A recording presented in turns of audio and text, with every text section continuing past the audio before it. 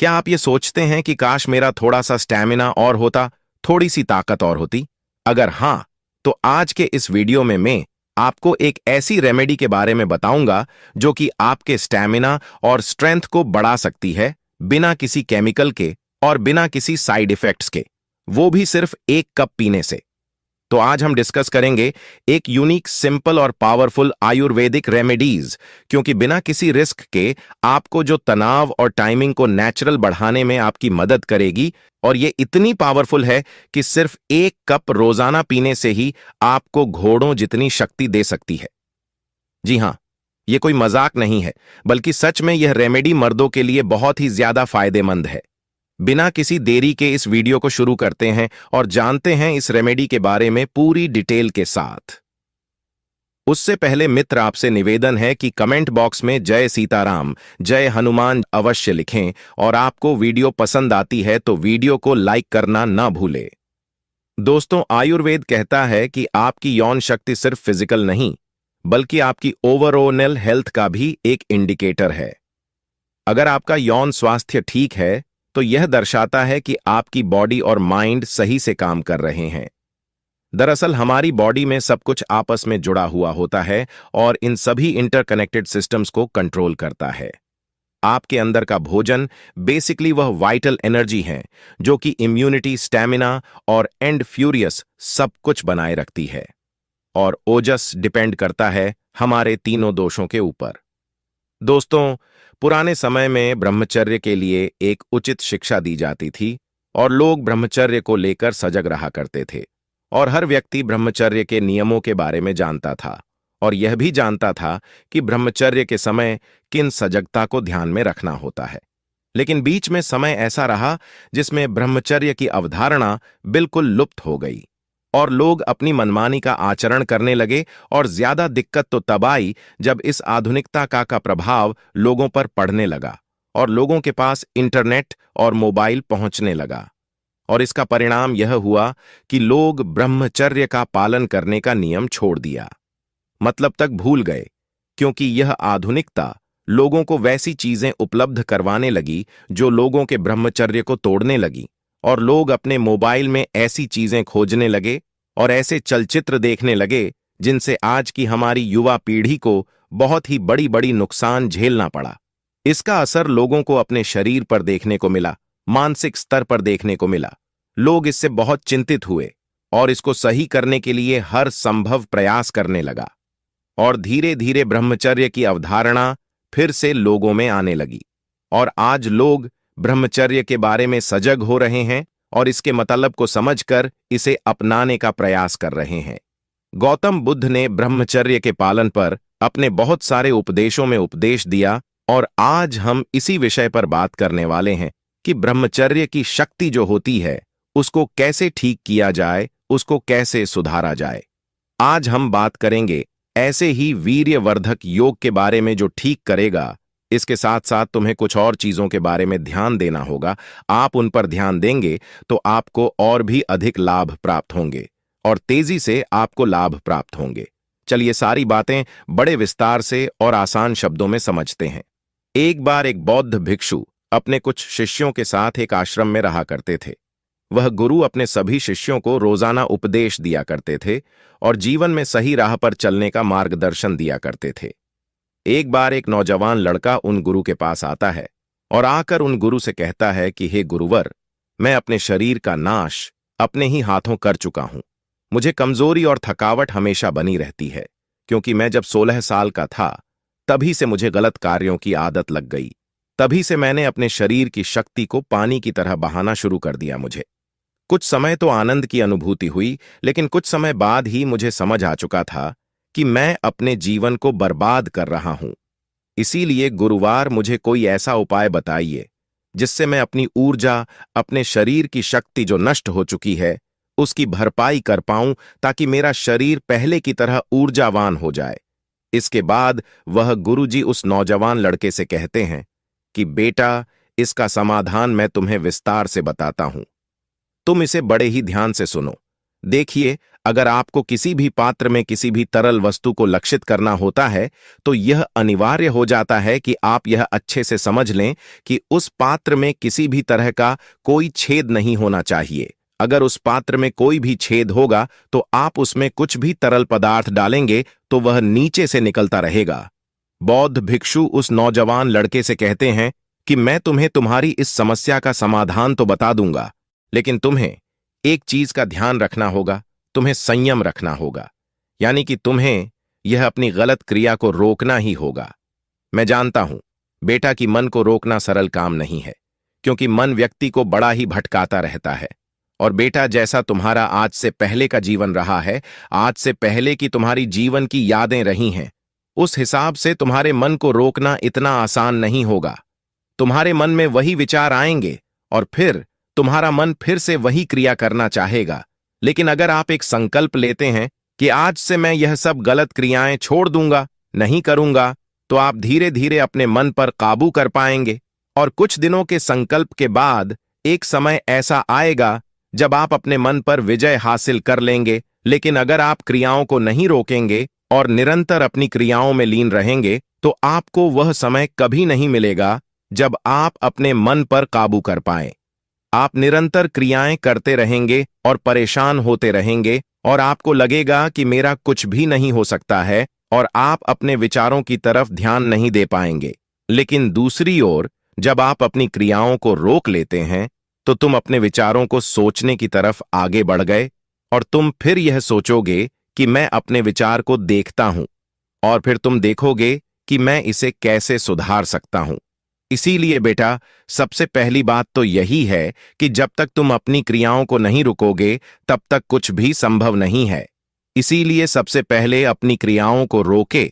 इसके बाद बौद्ध भिक्षु आगे कहते हैं कि बेटा, आइए, सबसे पहले मैं तुम्हें कुछ नियम बताता हूं जिनको तुम्हें अपने जीवन में अपनाना होगा। तभी तुम इन समस्याओं से बाहर निकलोगे। जो नियम मैं तुम्हें बता रहा हूं, उन नियमों से हम आज से पहले भी हजारों लोगों की जिंदगी बदल चुके हैं। इसीलिए इन नियमों को ध्यान से समझें और इनका पालन करें भक्तों। सबसे पहले तुम इस चीज को समझो कि जैसे एक पौधा अपने शुरुआत के दिनों में होता है, तो उसे अधिक देखरेख की आवश्यकता पड़ती है, पानी और खाद की आवश्यकता होती है। लेकिन जब वही पौधा एक पेड़ बन जाता है, उसे ज्यादा देख रहे की आवश्यकता नहीं पड़ती है। और ठीक इसी प्रकार का हमारा शरीर होता है। जब कोई व्यक्ति 16 से 20 साल की उम्र का होता है, तो उसे अधिक देखरेख की आवश्यकता पड़ती है, क्योंकि उस समय व्यक्ति का शरीर विकसित हो रहा होता है। लेकिन व्यक्ति इसी समय में अपने शरीर का नाश कर लेता है। आपको इन समस्याओं से बाहर आना है, तो आपको ब्रह्मचर्य के 5 नियमों का पालन करना होगा। इन नियमों को समझने के बाद मैं तुम्हें बताऊंगा कि कैसे तुम अपने वीर्य के नुकसान को ठीक कर पाएंगे।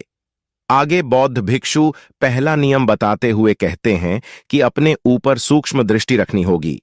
भक्तों, जो इंसान लापरवाह है, वह ब्रह्मचर्य का पालन नहीं कर सकता। इसके लिए आपको समझना होगा कि अगर आपके मन में कोई छोटा सा भी विचार आता है काम से संबंधित, तो वह एक विचार ही आपको भ्रष्ट करने के लिए काफी है।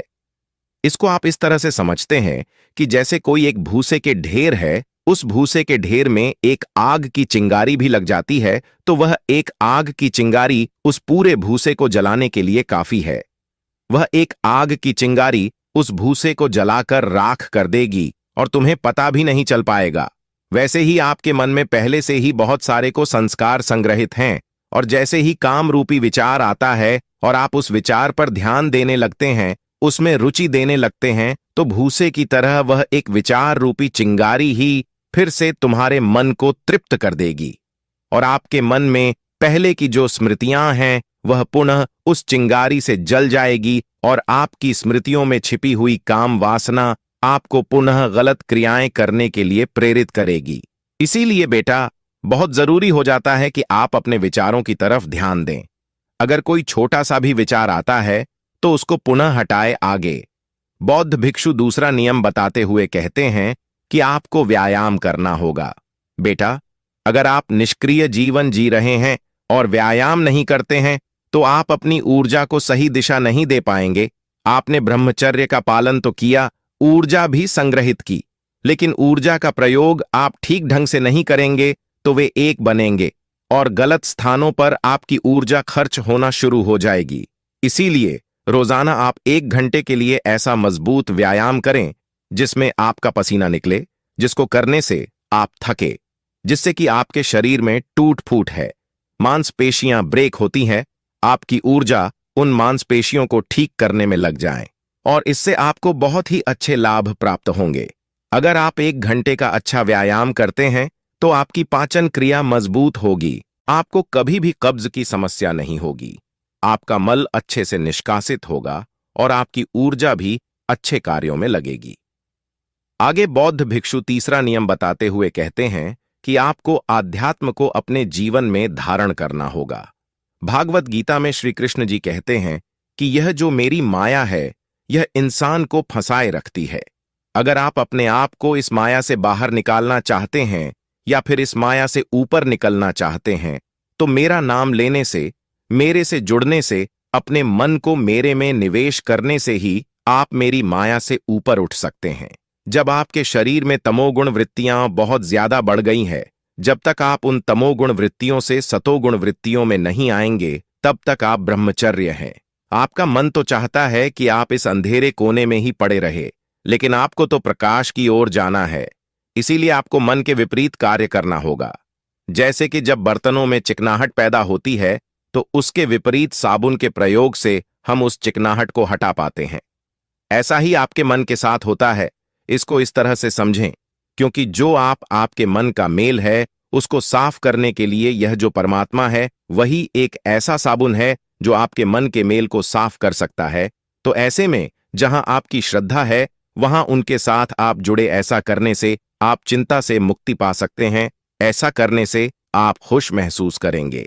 इसके बाद वह गुरु कहते हैं कि चौथा नियम है ब्रह्म मुहूर्त का प्रयोग करें, यानी आपको सुबह 4 बजे उठने का प्रयास करना चाहिए। आपको ब्रह्म मुहूर्त के समय का प्रयोग करना चाहिए। ब्रह्म मुहूर्त का महत्व इसलिए ज्यादा है क्योंकि समय भी अलग अलग प्रवृत्ति के होते हैं और ब्रह्म मुहूर्त का समय जो होता है यह सतोगुण प्रवृत्ति का होता है और दिन का समय रजोगुण प्रवृत्ति का होता है और रात्रि का समय तमोगुण प्रवृत्ति का होता है।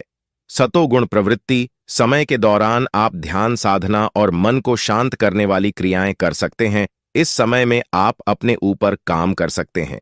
सुबह का समय वात प्रधान होता है, यानी इस समय हमें शौच आदि से निवृत्त हो जाना चाहिए, लेकिन आप निवृत्त नहीं होते हैं। आप अपने मल को निष्कासित नहीं करते हैं तो आपका शरीर निष्कासन होता है। आपको स्वप्न दोष होता रहता है, यानी कि स्वप्न दोष की अधिक समस्याएं ब्रह्म मुहूर्त के दौरान ही होती हैं। इसीलिए आप ब्रह्म मुहूर्त में उठने का नियम बना लें और उठकर परमात्मा का नाम ले योग अभ्यास करें। इसके बाद गुरुजी 5वां नियम बताते हुए कहते हैं कि अपने आहार पर भी ध्यान दें।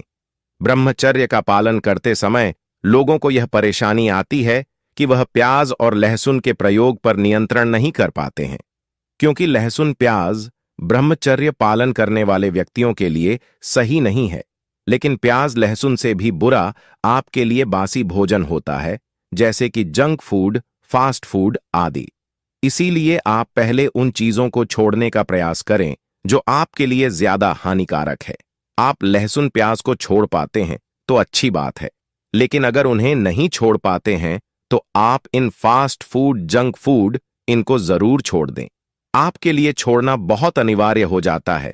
इसके अलावा ब्रह्मचर्य का पालन करने वाले लोगों को अपना रात का खाना बिल्कुल हल्का खाना चाहिए। इसके साथ ही आपको पौष्टिक भोजन करना चाहिए ताकि आपके शरीर को ताकत मिल सके। इसके बाद वह बौद्ध भिक्षु उस लड़के से कहते हैं कि मैंने तुम्हें कुछ नियम तो बता दिए हैं जो तुम्हें ब्रह्मचर्य पालन करते समय ध्यान में रखनी चाहिए। आइए अब मैं तुम्हें एक योग बताता हूं जिसकी मदद से ब्रह्मचारी अनाज की क्षति की भरपाई तुम जल्दी से कर पाओगे। इसके लिए तुम्हें सबसे पहली चीज जो इस्तेमाल करनी है वह है मखाना मखाने। आपको 100 ग्राम की मात्रा में लें और इनको सूखे ही रोस्ट करना है। मखाने में आपको एंटीऑक्सीडेंट मिलते हैं जो फ्री रेडिकल को रोकते हैं और आपके शरीर को एक अच्छी स्थिति में लेकर जाते हैं। इसमें कैल्शियम, फास्फोरस और मैग्नीशियम जैसे तत्व पाए जाते हैं जो आपकी मांसपेशियों के लिए, आपकी हड्डियों के लिए बहुत ही उपयोगी है। दूसरे स्थान पर आपको चने का प्रयोग करना है। भुने हुए चनों का प्रयोग आपको इसके छिलके के साथ ही करना है। अगर आप इसका छिलका उतार देंगे तो इसमें से फाइबर की मात्रा कम हो जाएगी। आपको 100 ग्राम की मात्रा में भुना हुआ चना लेना है।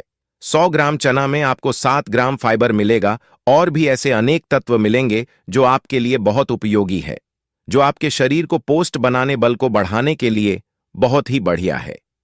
आपको छुहारे का प्रयोग करना है। छुहारा आपकी धातु को पोस्ट करने के लिए, शरीर की कमजोरी को दूर करने व बल को बढ़ाने के लिए बहुत ही उपयोगी है। आपको 10 छुहारे लेनी है और उसकी गुठली को निकाल लेना है और उनको छोटे छोटे टुकड़ों में काट लेना है। चौथे स्थान पर आपको सूट का इस्तेमाल करना है। शूट एक ऐसी चीज है जो आपकी जठराग्नि को बढ़ाने के लिए बहुत ही तेजी से काम करती है। जठराग्नि के बढ़ने के कारण जो भी आपके शरीर में जाएगा वह ठीक प्रकार से तुम्हारे शरीर को लगेगा। इस नुस्खे के सभी गुण आपको अच्छे से मिल पाएंगे क्योंकि सोट आपके पाचन को सही करता है। आपको इस नुस्खे को बनाने के लिए 2 चम्मच की मात्रा में सोट लेना है। 5वें स्थान पर आपको सफेद मूसली का प्रयोग करना है। यह आपको 4 चम्मच की मात्रा में लेनी है। और 6ठे स्थान पर आपको अश्वगंधा का प्रयोग करना है। यह आपकी मानसिक स्थिति को अच्छा बनाए रखने के लिए और उसको ठीक करने के लिए बहुत ही अच्छी औषधि है। आपकी चिंता को दूर करेगी। यह आपके टेस्टोस्टेरोन को बढ़ाने के लिए भी बहुत सहायक है और आपके स्टेमिना को बढ़ाने के लिए भी यह बहुत अच्छा कार्य करती है। इसकी भी आपको 4 चम्मच लेनी है। और 7वें और अंतिम वस्तु है मिश्री। आपको इसमें 100 ग्राम की मात्रा में मिश्री कूट कर डालनी है और इसका पाउडर बनाकर आपको इसमें डालना है।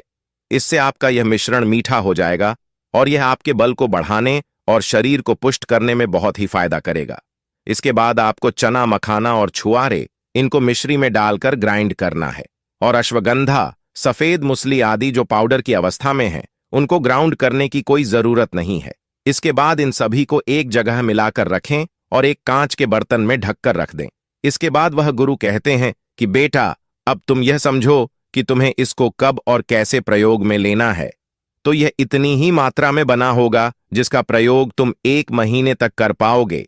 इसकी 1 चम्मच सुबह और 1 चम्मच शाम को प्रयोग करनी है, या फिर केवल आप 1 चम्मच ही शाम को प्रयोग कर सकते हैं। यह भी आपके लिए ठीक रहेगा।